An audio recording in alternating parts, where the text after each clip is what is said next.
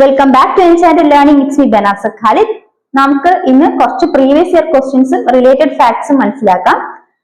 PSC ബുള്ളറ്റിനിൽ വന്ന ഏതാനും questions ആണ് ഇന്നത്തെ വീഡിയോയിൽ നമ്മൾ ചെയ്യാൻ പോകുന്നത്. ആദ്യമായിട്ട്, സ്വതന്ത്ര ഇന്ത്യയിലെ ആദ്യത്തെ വിദ്യാഭ്യാസ വകുപ്പ് മന്ത്രി. സ്വതന്ത്ര ഇന്ത്യയിലെ ആദ്യത്തെ വിദ്യാഭ്യാസ വകുപ്പ് മന്ത്രി ആരാണ്? Option A doctor BR Ambedkar, option B doctor S Radhakrishnan, option C John Mathai, option D Maulana Abdul Kalam Azad. ആരാണ് സ്വതന്ത്ര ഇന്ത്യയിലെ ആദ്യത്തെ വിദ്യാഭ്യാസ വകുപ്പ് മന്ത്രി? മൗലാന അബ്ദുൽ കലാം ആസാദ്. ഇന്ത്യയിലെ ആദ്യത്തെ വിദ്യാഭ്യാസ വകുപ്പ് മന്ത്രിയാണ് മൗലാന അബ്ദുൽ കലാം ആസാദ്. ഇനി അദ്ദേഹത്തിന്റെ പ്രത്യേകതയെ കുറിച്ച് പറയുകയാണെങ്കിൽ, മെക്കയിൽ ജനിച്ച് സ്വതന്ത്ര സമര സേനാനിയാണ് മൗലാന അബ്ദുൽ കലാം ആസാദ്. മെക്കയിൽ ജനിച്ച സ്വതന്ത്ര സമര സേനാനിയാണ് ആര്? മൗലാന അബ്ദുൽ കലാം ആസാദ്. അദ്ദേഹം എവിടെ ജനിച്ചു? മെക്കയിൽ ജനിച്ചു. അദ്ദേഹത്തിന്റെ യഥാർത്ഥ പേരാണ് അബ്ദുൽ കലാം മൊഹ്യുദ്ദീൻ അഹമ്മദ്. അദ്ദേഹത്തിന്റെ യഥാർത്ഥ പേരാണ് അബ്ദുൽ കലാം മൊഹ്യുദ്ദീൻ അഹമ്മദ്.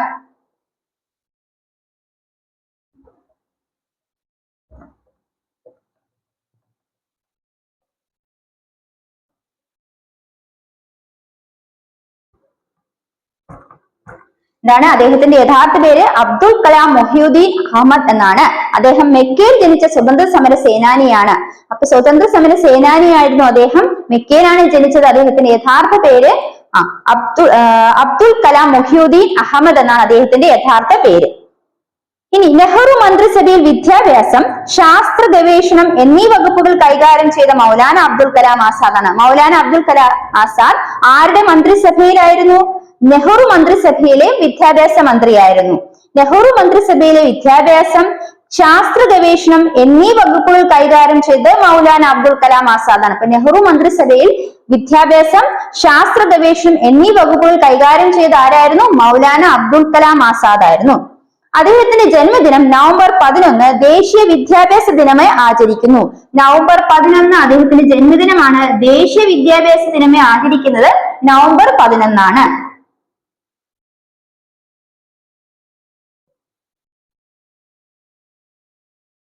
മൗലാന അബ്ദുൽ കലാമിന്റെ ജന്മദിനം നവംബർ 11 ദേശീയ വിദ്യാഭ്യാസ ദിനമായി ആചരിക്കുന്നത് നവംബർ 11 ഇനി, മൗലാന അബ്ദുൽ കലാം ആസാദിന്റെ ആത്മകഥയാണ് ഇന്ത്യ വിൻസ് ഫ്രീഡം. അദ്ദേഹത്തിന്റെ ആത്മകഥയാണ് India wins freedom. Maulana Abdul Kalam ആസാദിന്റെ ആത്മകഥയാണ് ഇന്ത്യ വിൻസ് ഫ്രീഡം.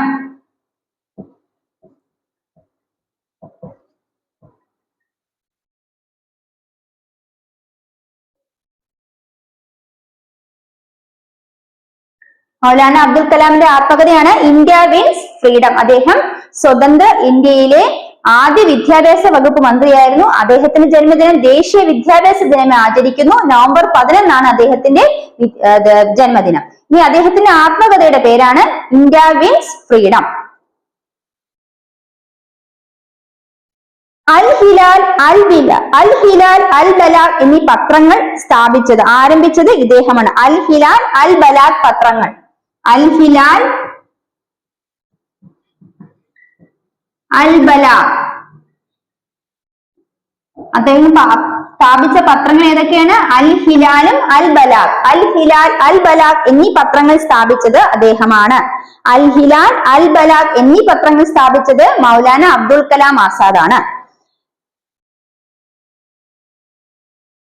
ഇനി, നമ്മൾ ഇവിടെ വേറെ രണ്ട് ഓപ്ഷൻസ് പറഞ്ഞു. Doctor BR Ambedkar. Doctor BR Ambedkar ആരായിരുന്നു? സ്വതന്ത്ര ഇന്ത്യയിലെ ആദ്യത്തെ നിയമമന്ത്രിയായിരുന്നു ഡോക്ടർ BR അംബേദ്കർ. സ്വതന്ത്ര ഇന്ത്യയിലെ ആദ്യത്തെ നിയമമന്ത്രിയായിരുന്നു ഡോക്ടർ BR അംബേദ്കർ. അപ്പൊ മൗലാന അബ്ദുൽ കലാം ആസാദ് സ്വതന്ത്ര ഇന്ത്യയിലെ ആദ്യത്തെ വിദ്യാഭ്യാസ വകുപ്പ് മന്ത്രിയായിരുന്നു. ആദ്യത്തെ വിദ്യാഭ്യാസ മന്ത്രിയായിരുന്നു. സ്വതന്ത്ര ഇന്ത്യയിലെ ആദ്യ വിദ്യാഭ്യാസ മന്ത്രിയാണ് മൗലാന അബ്ദുൽ കലാം ആസാദ്. അദ്ദേഹം മെക്കയിൽ ജനിച്ച സ്വതന്ത്ര സമര സേനാനിയാണ്. അദ്ദേഹത്തിന്റെ യഥാർത്ഥ നാമം എന്ന് പറയുന്നത് അബ്ദുൽ കലാം മൊഹ്യുദ്ദീൻ അഹമ്മദ് എന്നാണ്. അദ്ദേഹത്തിന്റെ ജന്മദിനം നവംബർ 11 ദേശീയ വിദ്യാഭ്യാസ ദിനമായി ആചരിക്കുന്നു. അദ്ദേഹത്തിന്റെ ആത്മകഥയാണ് ഇന്ത്യ വിൻസ് ഫ്രീഡം. അദ്ദേഹത്തിന്റെ പ്രധാനപ്പെട്ട പത്രങ്ങൾ അൽ ഹിലാൽ, അൽ ബലാഗ് എന്നിവയാണ് അദ്ദേഹത്തിന്റെ പ്രധാനപ്പെട്ട പത്രങ്ങൾ. ഇനി, സ്വതന്ത്ര ഇന്ത്യയിലെ ആദ്യ നിയമമന്ത്രി ആരായിരുന്നു ചോദിച്ചാൽ അത് ഡോക്ടർ BR അംബേദ്കർ ആണ്. ഇനി, ജോൺ മത്തായി മറ്റൊരു ഓപ്ഷൻ ആണ്. ജോൺ മത്തായി ആരായിരുന്നു? സ്വതന്ത്ര ഇന്ത്യയിലെ ആദ്യത്തെ റെയിൽവേ ഗതാഗത വകുപ്പ് മന്ത്രിയായിരുന്നു ജോൺ മത്തായി. സ്വതന്ത്ര ഇന്ത്യയിലെ ആദ്യ റെയിൽവേ ഗതാഗത വകുപ്പ് മന്ത്രിയായിരുന്നു ജോൺ മത്തായി. റെയിൽവേ ഗതാഗത വകുപ്പ് മന്ത്രി ആരായിരുന്നു? സ്വതന്ത്ര ഇന്ത്യയിലെ ആദ്യ റെയിൽവേ ഗതാഗത വകുപ്പ് മന്ത്രി ഡോക്ടർ ജോൺ മത്തായി. അപ്പൊ ഡോക്ടർ ബി ആർ അംബേദ്കർ ഒരു ഓപ്ഷൻ ആയിരുന്നു. അദ്ദേഹം സ്വതന്ത്ര ഇന്ത്യയിലെ ആദ്യ നിയമമന്ത്രിയായിരുന്നു. ഇനി സ്വതന്ത്ര ഇന്ത്യയിലെ ആദ്യത്തെ വിദ്യാഭ്യാസ മന്ത്രിയായിരുന്നു ഡോക്ടർ മൗലാന അബ്ദുൽ കലാം ആസാദ്. ഇനി സ്വതന്ത്ര ഇന്ത്യയിലെ ആദ്യ റെയിൽവേ ഗതാഗത വകുപ്പ് മന്ത്രിയായിരുന്നു ജോൺ മത്തായി. ഓക്കെ, അപ്പൊ ആ ക്വസ്റ്റ്യൻ മനസ്സിലായല്ലോ. അപ്പൊ സ്വതന്ത്ര ഇന്ത്യയിലെ ആദ്യത്തെ വിദ്യാഭ്യാസ വകുപ്പ് മന്ത്രി ആരായിരുന്നു? മൗലാന അബ്ദുൽ കലാം ആസാദ്. അദ്ദേഹത്തിന്റെ പ്രത്യേകതകൾ നമ്മൾ ഡിസ്കസ് ചെയ്തതാണ്. ഇനി അടുത്ത ക്വസ്റ്റ്യനിലോട്ട് കടക്കാം. വായ്പകളുടെ നിയന്ത്രകൻ എന്നറിയപ്പെടുന്ന ബാങ്ക്.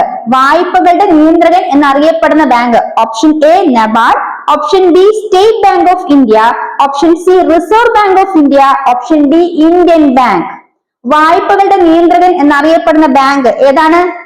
റിസർവ് ബാങ്ക് ഓഫ് ഇന്ത്യയാണ് വായ്പകളുടെ നിയന്ത്രകൻ എന്ന് അറിയപ്പെടുന്നത്. റിസർവ് ബാങ്ക് ഓഫ് ഇന്ത്യയാണ് വായ്പകളുടെ നിയന്ത്രകൻ എന്ന് അറിയപ്പെടുന്നത്. ക്വസ്റ്റ്യൻ എന്താണ് നോക്കുക? വായ്പകളുടെ നിയന്ത്രകൻ എന്നറിയപ്പെടുന്ന ബാങ്ക്. വായ്പകളുടെ നിയന്ത്രകൻ എന്നറിയപ്പെടുന്ന bank. Option A NABARD, option B state bank of India, option C reserve bank of India, option D Indian bank. വായ്പകളുടെ ബാങ്ക് വായ്പകളുടെ നിയന്ത്രകൻ എന്നറിയപ്പെടുന്ന ബാങ്ക് ഏതാണ്? റിസർവ് ബാങ്ക് ഓഫ് ഇന്ത്യയാണ് വായ്പകളുടെ നിയന്ത്രകൻ എന്ന് അറിയപ്പെടുന്നത്. ഇന്ത്യയുടെ ബാങ്ക്, വായ്പകളുടെ ബാങ്ക് എന്നറിയപ്പെടുന്ന ബാങ്കാണ് റിസർവ് ബാങ്ക് ഓഫ് വായ്പകളുടെ നിയന്ത്രകൻ എന്നറിയപ്പെടുന്ന ബാങ്കാണ് ബാങ്ക്. വായ്പകളുടെ നിയന്ത്രകൻ എന്നറിയപ്പെടുന്ന ബാങ്ക് ഏതാണ്? ഉത്തരം റിസർവ് ബാങ്ക് ഓഫ് ഇന്ത്യയാണ് വായ്പകളുടെ നിയന്ത്രകൻ എന്നറിയപ്പെടുന്നത്, അല്ലെ? ഇന്ത്യയുടെ കേന്ദ്ര ബാങ്ക്, ബാങ്കുകളുടെ ബാങ്ക് എന്നീ പേരിലൊക്കെ അറിയപ്പെടുന്നത് റിസർവ് ബാങ്ക് ഓഫ് ഇന്ത്യയാണ്. റിസർവ് ബാങ്ക് ഓഫ് ഇന്ത്യ രൂപീകരിക്കാൻ ഇടയായ കമ്മീഷൻ ഏതാണ്? 1926 ഹിൽട്ടൺ ആൻഡ് കമ്മീഷനാണ് റിസർവ് ബാങ്ക് ഓഫ് ഇന്ത്യ രൂപീകരിക്കാൻ ഇടയായ കമ്മീഷൻ. 1935 RBI ആക്ട് പ്രകാരമാണ് റിസർവ് ബാങ്ക് ഓഫ് ഇന്ത്യ നിലവിൽ വന്നത്. റിസർവ് ബാങ്ക് ഓഫ് ഇന്ത്യ നിലവിൽ വന്നത് 1935 ഏപ്രിൽ 1 നിലവിൽ വന്നത്. 1949 ജനുവരി 1 റിസർവ് ബാങ്ക് ഓഫ് ഇന്ത്യ ദേശസാൽക്കരിക്കപ്പെട്ടു. 1949 ജനുവരി 1 റിസർവ് ബാങ്ക് ഓഫ് ഇന്ത്യ ദേശസാൽക്കരിക്കപ്പെട്ടു. ഇനി റിസർവ് ബാങ്ക് ഓഫ് ഇന്ത്യയുടെ ആസ്ഥാനം എന്ന് അറിയപ്പെടുന്നത് മുംബൈ നരിമാൻ പോയിന്റ് ആണ് റിസർവ് ബാങ്ക് ഓഫ് ഇന്ത്യയുടെ ആസ്ഥാനം എന്ന് അറിയപ്പെടുന്നത്. ഇനി ₹1 നോട്ട് ഒഴികെയുള്ള എല്ലാ കറൻസികളിലും ഒപ്പുവയ്ക്കുന്നത് റിസർവ് ബാങ്ക് ഗവർണറാണ്. ഇനി IMF-ൽ ഇന്ത്യയെ പ്രതിനിധീകരിക്കുന്നത് റിസർവ് ബാങ്ക് ഓഫ് ഇന്ത്യയാണ്. IMF-ൽ ഇന്ത്യയിൽ പ്രതിനിധീകരിക്കുന്നത് റിസർവ് ബാങ്ക് ഓഫ് ഇന്ത്യയാണ്. ഇനി നമ്മൾ അടുത്ത മനസ്സിലാക്കാൻ പോകുന്ന രണ്ട് ഓപ്ഷൻസ് അവിടെ പറഞ്ഞിട്ടുള്ള SBI. SBIയുടെ പ്രത്യേകത എന്താണ്? ഇന്ത്യയിലെ ഏറ്റവും വലിയ വാണിജ്യ ബാങ്കാണ് SBI. ഏറ്റവും വലിയ വാണിജ്യ ബാങ്ക് ഏതാണ്? SBI ആണ്. ഇനി കൃഷി, ഗ്രാമവികസനം എന്നിവയ്ക്ക് വേണ്ടി 1988 നിലനിന്ന ബാങ്കാണ് നബാർഡ്. കൃഷി, ഗ്രാമവികസനം എന്നിവയുടെ പുരോഗതിക്ക് വേണ്ടി 1988 നിലനിന്ന ബാങ്കാണ് നബാർഡ്. ഏറ്റവും വലിയ വാണിജ്യ ബാങ്ക് ഏതാണ്? SBI ആണ്. ഇന്ത്യയിലെ ഏറ്റവും വലിയ വാണിജ്യ ബാങ്ക് SBI ആണ്. ഇനി ഇന്ത്യയിലെ ഏറ്റവും വലിയ ബാങ്കാണ് SBI എന്ന് പറഞ്ഞു. ഇനി അതുപോലെ മറ്റൊരു ഓപ്ഷൻ അവിടെ എന്താ കൊടുത്തത്? നബാർഡ് ആണ്, അല്ലെ? നബാർഡ്. അപ്പം കൃഷി, ഗ്രാമവികസനം എന്നിവയ്ക്ക് പ്രാധാന്യം കൊടുത്തുകൊണ്ട് 1982 രൂപീകരിക്കപ്പെട്ട ബാങ്കാണ് നബാർഡ്. കൃഷി, ഗ്രാമവികസനം എന്നിവയ്ക്ക് പ്രാധാന്യം കൊടുത്തുകൊണ്ട് 1982 രൂപീകരിക്കപ്പെട്ട ബാങ്കാണ് നബാർഡ്. ഇനി അടുത്ത ക്വസ്റ്റ്യനിലേക്ക് പോകാം. കണ്ണൂരിലെ സെന്റ് ആഞ്ചലോസ് കോട്ട നിർമ്മിച്ച വിദേശ ശക്തി ഏതാണ്? കണ്ണൂരിലെ സെന്റ് ആഞ്ചലോസ് കോട്ട നിർമ്മിച്ച വിദേശ ശക്തി ഏതാണ്? A British, B France, C Portuguese, D Dutch. ഏതാണ് ഉത്തരം? കണ്ണൂരിലെ സെന്റ് ആഞ്ചലോസ് കോട്ട നിർമ്മിച്ചത് പോർച്ചുഗീസുകാരാണ്. പോർച്ചുഗീസുകാരാണ് കണ്ണൂരിലെ സെന്റ് ആഞ്ചലോസ് കോട്ട നിർമ്മിച്ചത്. കണ്ണൂരിലെ സെന്റ് ആഞ്ചലോസ് കോട്ടയുടെ മറ്റൊരു പേരാണ് കണ്ണൂർ കോട്ട. ഇത് നിർമ്മിച്ചത് പോർച്ചുഗീസ് വൈസ്രോയ ഫ്രാൻസിസ്കോ ഡി അൽമേഡയാണ്. ഇനി പള്ളിപ്പുറം കോട്ട നിർമ്മിച്ചതും പോർച്ചുഗീസുകാരാണ്. പള്ളിപ്പുറം കോട്ട നിർമ്മിച്ചതും പോർച്ചുഗീസുകാരാണ്. ഇനി പാലക്കാട് കോട്ട നിർമ്മിച്ചത് ഹൈദരലിയാണ്. പാലക്കാട് കോട്ട നിർമ്മിച്ചത് ഹൈദരലിയാണ്. കേരളത്തിലെ ഏറ്റവും വലിയ കോട്ടയാണ് ബേക്കൽ കോട്ട. കാസർഗോഡ് ജില്ലയിലെ ബേക്കൽ കോട്ട നിർമ്മിച്ചത് ശിവപ്പ നായകനാണ്. കേരളത്തിലെ ഏറ്റവും വലിയ കോട്ടയായ ബേക്കൽ കോട്ട കാസർഗോഡാണ്. കാസർഗോഡ് ജില്ലയിലെ ബേക്കൽ കോട്ട നിർമ്മിച്ചത് ശിവപ്പ നായക്കറാണ്. ബ്രിട്ടീഷ് ഈസ്റ്റ് ഇന്ത്യ കമ്പനി നിർമ്മിച്ച കോട്ട തിരുവനന്തപുരം ജില്ലയിലെ അഞ്ചുതെങ്ങാണ്. അഞ്ചുതെങ്ങ് കോട്ട ബ്രിട്ടീഷ് ഈസ്റ്റ് ഇന്ത്യ കമ്പനി നിർമ്മിച്ചതാണ്.